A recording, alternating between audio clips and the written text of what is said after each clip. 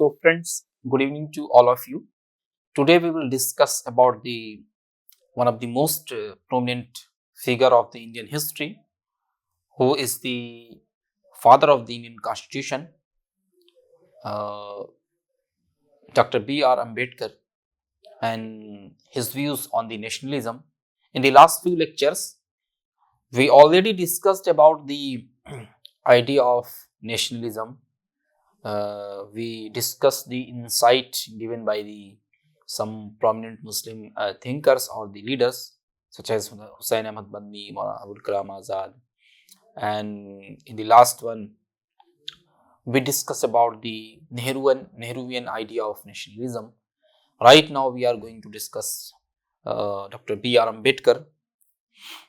So friends, uh, Dr.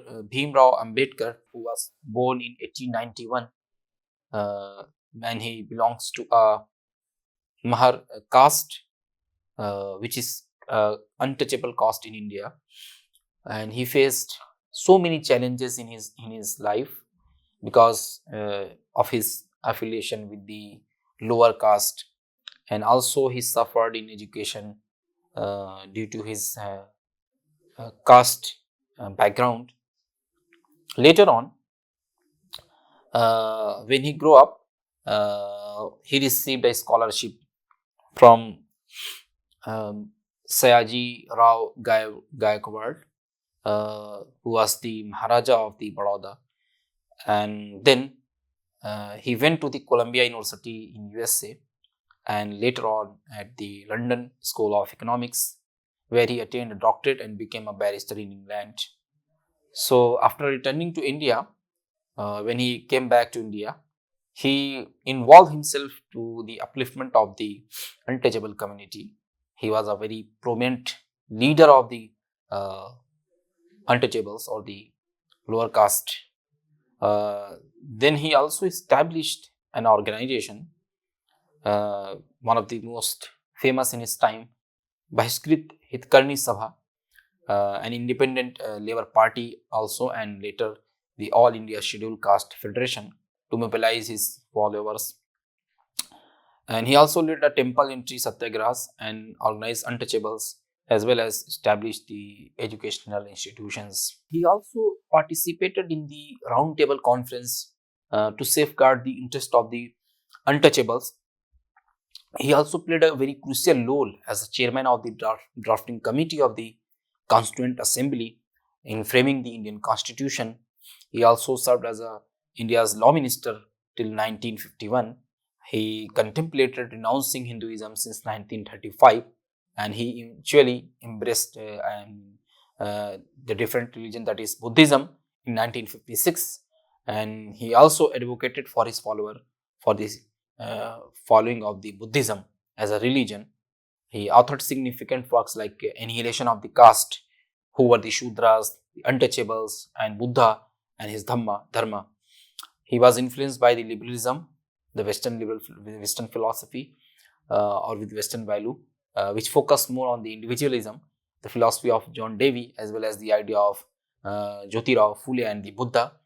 He advocated for the equity and the liberty, which was grounded in his personal experiences, because as we know that he already was suffering with many of the challenges, such as in his early time regarding the education, regarding the dignity and the fraternity, because of his caste affiliation, such as he was considered as untouchable. So scholarship and commitment to social justice for oppressed untouchables community is quite memorable, and we can say that it is his commitment which created a kind of a scholarship, and also he committed towards the social justice for the oppressed communities. Now we are going to discuss the idea of nationalism in the Ambedkar's thought, that what are the instances or the historical instances or the occasions when Ambedkar bent towards the nationalist ideas. So basically, while Ambedkar was playing an important role in India's freedom, he suffered with some criticism and his views on the nationalism have sparked reaction from the Dalits. So this has actually prompted a re-evaluation of Ambedkar's ideas on nationalism. So Ambedkar's thought, especially on nationalism, are not just the individual's opinions, but actually it formed a part of a broader collective ideology. They serve as a driving force in the ongoing struggle among the various ideologies in society. Among modern Indian ideologies, Ambedkar stands out for his comprehensive theory of nationalism and his critical application of it to India's context. So Ambedkar have a different vision of the nationalism because of his, the affiliation of the that we already discussed from a downtrodden society, or we can say that a lower caste society. He had a different kind of experience. So because of that experience, he was more discussing the nationalism in terms of equality, dignity, and fraternity, and also striving for the erosion of the communal and the religious discrimination. That's how Ambedkar visualized the idea of the nationalism in his thought. So, what is nationalism actually? There is a general description of the nationalism. Nationalism is an ideology which is based on the evolution of devotion to love of one's own country, either by birth or by choice, which actually focus on upon the that the members of a nation have when they care about their national identity, and actions that the members of a nation take when seeking to achieve some form of political sovereignty. So nationalism in a wider sense is any complex of attitudes, claims, and the directives for action ascribing a fundamental political, moral, and the cultural value to nations and nationality, and driving special obligations and permission from these ascribed values.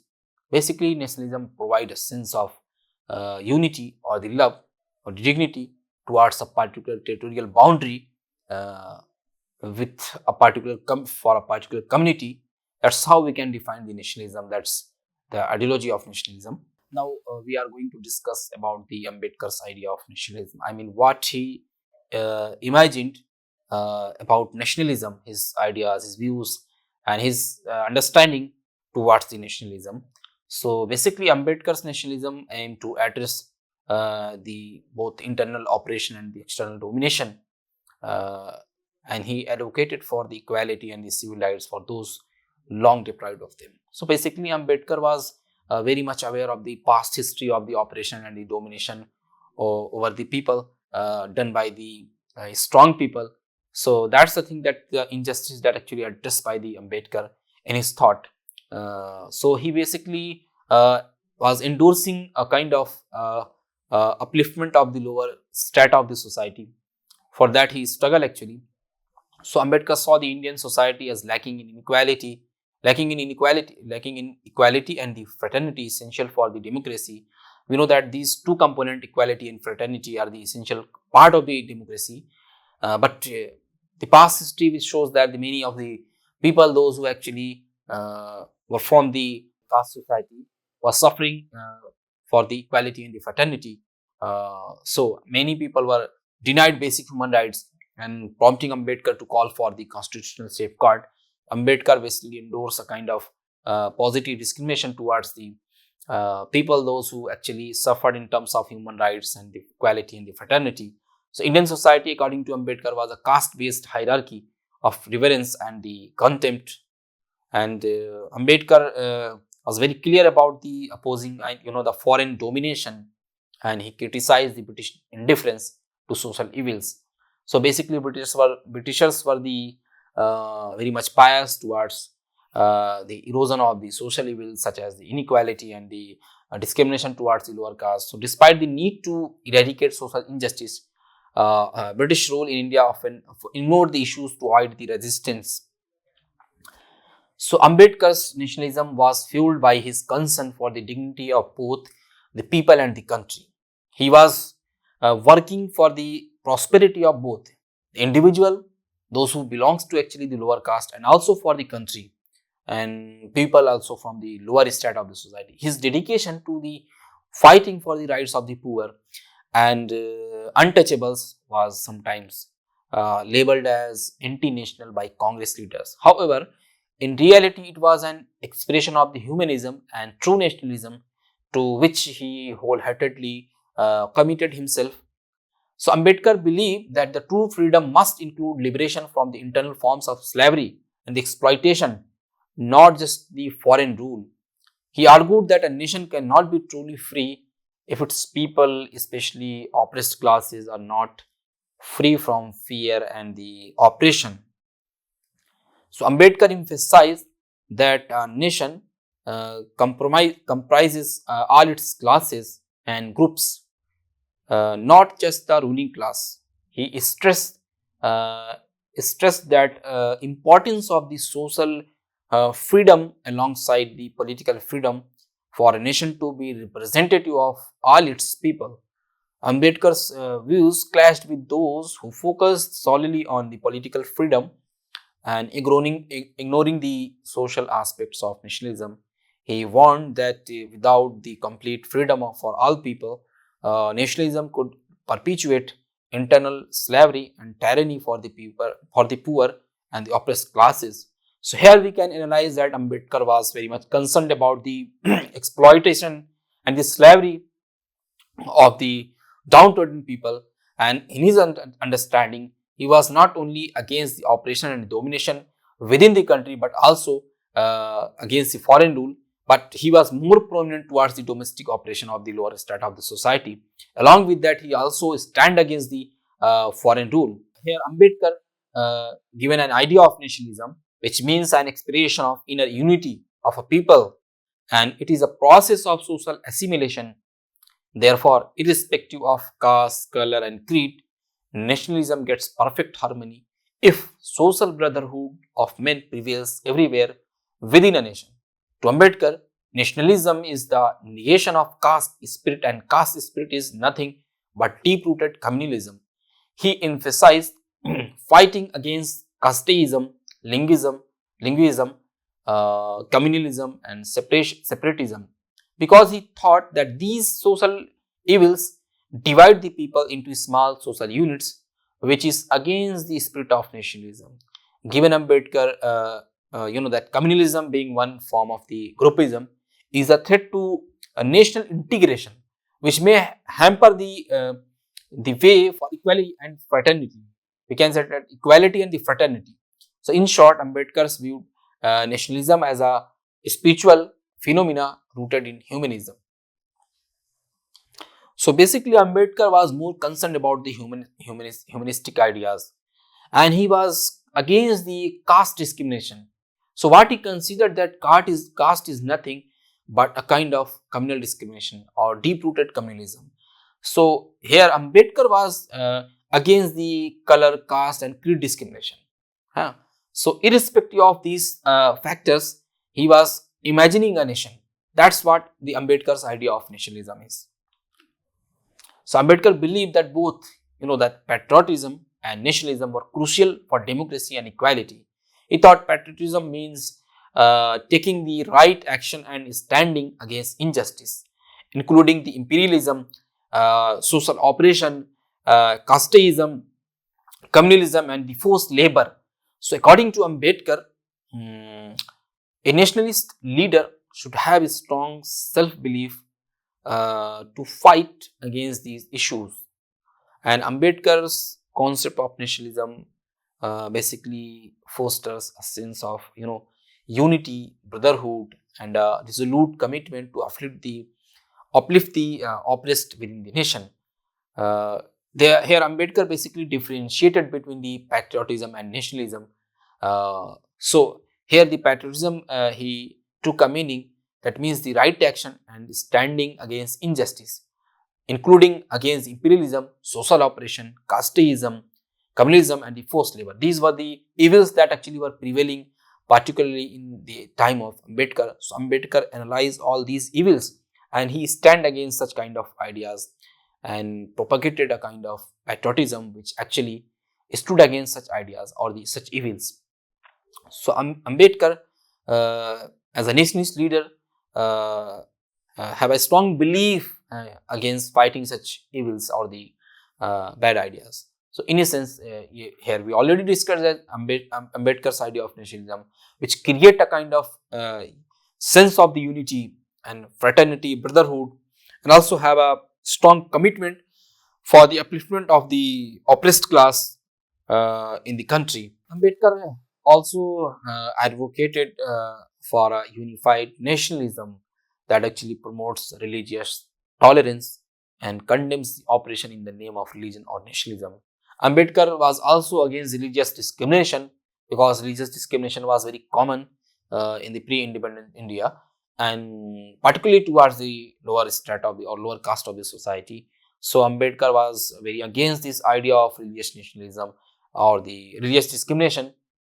He condemns such operation in the name of religious discrimination. He believed that religion should deepen human solidarity and serve as a unifying force for social, military, and the political unity. Rather, he considered that religion should be a basis for the unity of the human solidarity, or it should be a premise or the base on which actually human or the people could unite or serve as a unifying force for the social, military, and the political unity. So Ambedkar basically criticized the notion of majority rule as irrational and anti-nationalistic if it oppresses minorities, because Ambedkar already predicted about the majoritarian threat in his book, that is what we call the Pakistan and the Partition. And here the same thing we are going to discuss, that he also criticized the notion of the majority rule, which he considered as irrational and also nationalistic if it is going to oppress the minorities. So he emphasized that the diverse religion in India should contribute to national unity, rather not to promote inhuman treatment or the division. He was against the division of the society here, and uh, and he considered that religion should contribute as a unity factor of the people. So despite recognizing the challenges of the linguistic diversity, Ambedkar argued that language differences should not hinder nationalism, because we know that India is a diverse language society. There are plenty of languages in India which you could that we can't count easily. So he said that language should not be a barrier or the basis for the difference and should not hinder the nationalism.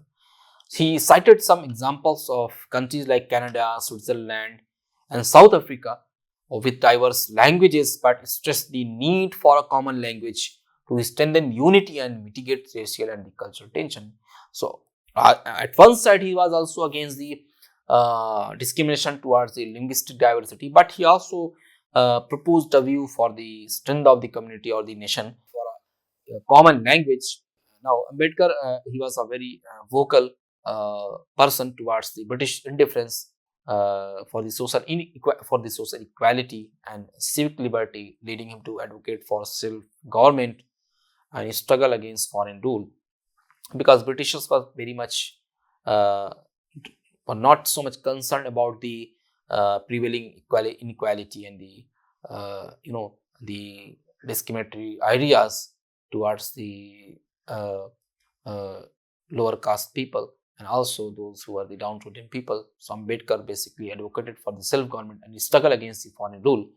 So he believed that the political power should be in the hand of the socially oppressed or the suppressed section of the Indian society to address their social, legal, and the cultural disabilities. So on the other hand, Ambedkar also emphasized the necessity of the government dedicated to the country's best interests for social emancipation. His political thought aimed to awaken the social and the national consciousness against the British neutralism, which hindered the social progress. Now, here also Ambedkar defined the nationality and nationalism. So, in view of Ambedkar, that nationality is a feeling of consciousness of a kind which is on one hand binds together to those who have it so strongly that overrides all differences arising out of economic conflicts or the social gradation, and on the other hand, serve them from those who are not their kind It is a feeling not to belong to any other group. This is the essence of what is called a nationality and national feeling. He opined that the nationality may turn into nationalism when two conditions are satisfied. So there must arise the desire to live as a nation, and nationalism is a dynamic expression of that desire. There must be a territory that nationalism could occupy and make it a state as well. These are the two criteria that Ambedkar described to the transformation of the nationality into nation.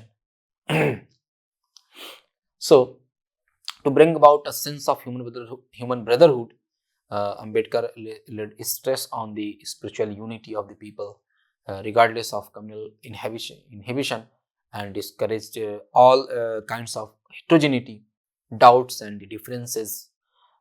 He also viewed the concept and the reality of the nation as significant within his ideology, requiring the serious ideological commitment and the societal change. He also renounced the caste in all its dimension is crucial for achieving a new form of society and social relations, which were the necessary for establishing an independent polity or the political system. Ambedkar also defines nationalism as a desire for a separate nation existence based on kinship ties, encompassing both social and the political aspects.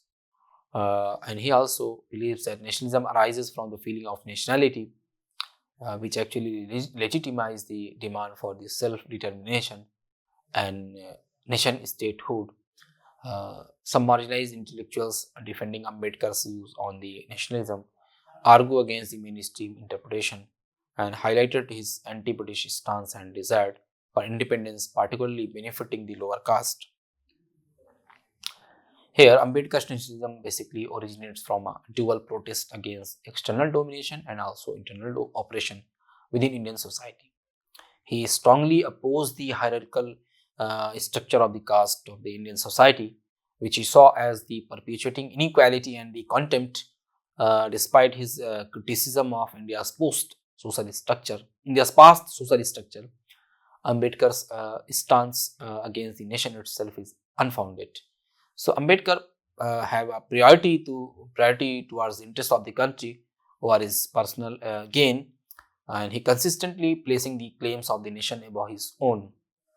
He criticized Gandhi's involvement in the temple entry movement and believed Gandhi aimed to undermine the untouchables' claim for political rights by erasing the barriers which actually were separating them from Hindus, and consider it a political maneuver rather than a genuine reform. He strongly criticized British indifference towards establishing social equality and civic liberty, and the abolition of untouchability, although beneficial for Hindus in terms of morality, led to economic losses and dismantled a system advantageous to them. Untouchability was not just a religious practice, but also an economic system akin to slavery, where Hindus benefited economically from exploiting the lower classes. Ambedkar believed that under Swaraj self-government, untouchables would not gain privileges but instead continue to suffer in a system resembling slavery. He opposed the British imperialism but also advocated for self-government, recognizing the intimate connection between nationality and the demand for self-rule. In the late 19th century, it was widely accepted that a nation was entitled to self-government, and Ambedkar emphasized the need to prove the nationhood of his people to demand self-rule. Friends, now we are going to conclude the contribution of Dr. B.R. Ambedkar in terms of his ideas on the nationalism. So, Ambedkar's notion of nationalism, which basically highlights the distinction between the political and social sphere, not like Gandhi and Hindu nationalists who focused primarily on the politics. Ambedkar have more concern towards the need towards the addressing the social issues like the caste system, and his opposition to the mainstream freedom struggle also expanded the internal discourse, benefiting oppressed groups despite not actively participating. His advocacy for material empowerment also paved the way for marginalized communities, to integrate into national life. And this also prompted Gandhi to include him in India's first government. And acknowledging the importance of scheduled caste issues, Ambedkar's political challenge compelled Congress to address these issues, strengthening the social base of the Indian nationalism. So here the debate over the nationalism, which Ambedkar defined or determined in terms of endorsing more towards the, his effort towards the operation, eroding the oppressive sensibilities towards the lower strata of the society or the lower caste of the society. uh, and he also have some difference with the Gandhi, and he clearly or strongly expressed it on many occasions, and he uh, also focused more on the that we concluded uh, here as a vocal speaker for the material empowerment uh, uh, of the marginalized section or the community, to mainstream them in the national life. This also actually, Gandhi also have got some relation to include him in India's the first government, acknowledging the importance of scheduled caste issues. So Ambedkar's the political challenge, the compelled Congress to address these issues. These were the contribution of the Ambedkar in terms of compelling Gandhi and the National Congress to mainstreaming the issue of the caste, and also a different vision of the nationalism that actually Ambedkar provided here was really insightful and the uh, visionary. So that's what actually Ambedkar have some insight on the idea of the nationalism. Thank you, friends, for having and listening me. Uh, Tomorrow or in the further, we will discuss further lecture. We will discuss the some important ideas of the leaders belong to the Indian national movement. Thank you.